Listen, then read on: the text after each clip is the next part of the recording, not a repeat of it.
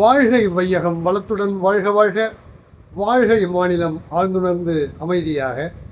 அன்பர்களே, ஆகஸ்ட் 10 பெற்றோர்கள் தவம், பிள்ளைகள் நலம் என்று அற்புதமான ஒரு செய்தியை இன்றைக்கு தத்துவஞானி வேதாத்ரி மாமுனி அவர்கள் தன்னுடைய வாழ்க்கை மலரில் குறிப்பிடுகிறார். அது என்னவென்றால், தவமாய் தவமிருந்து பெற்ற பிள்ளை என்று சொல்ல கேட்டிருப்பீர்கள் தானே.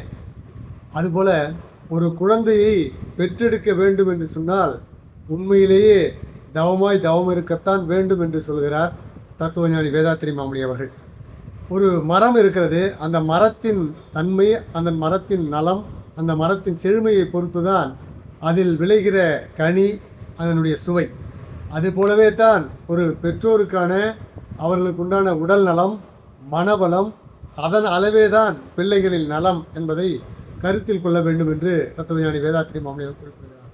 அப்படி என்றால், ஒரு குழந்தை கருவுறுகிற வேளையிலே தாய் தந்தை இருவருமே ஒருவருக்கொருவர் ஒத்தும் உதவியுமாக வாழ கற்றுக்கொள்ள வேண்டும். எந்த விதத்திலும் யாரும் எவருக்கும் பிணக்கு அல்லது மனக்கசப்பை தருவார்களானால் அந்த பிணக்கு, மனக்கசப்பு என்பது, அந்த மனத்தாங்கல் என்பது குழந்தைகளின் நலத்தை பாதிக்கும் என்பதை மனதில் கொண்டு பெற்றோர் இருவரும் தவமாய் தவம் இருக்க வேண்டும் என்று தத்துவஞானி வேதாத்ரி மாமுனி அவர்கள் கூறுகிறார்கள். நம் உடலிலே ஒவ்வொரு செல்லும் ரசாயன சாலையாக இயங்கிக் கொண்டிருக்கிறது. முடிந்த அளவிற்கு அதை கெடுக்காமல் இருந்தாலே போதும். அதுவே நாம் செய்கிற நல்ல செய்தியாக உடலுக்கு அமையும்.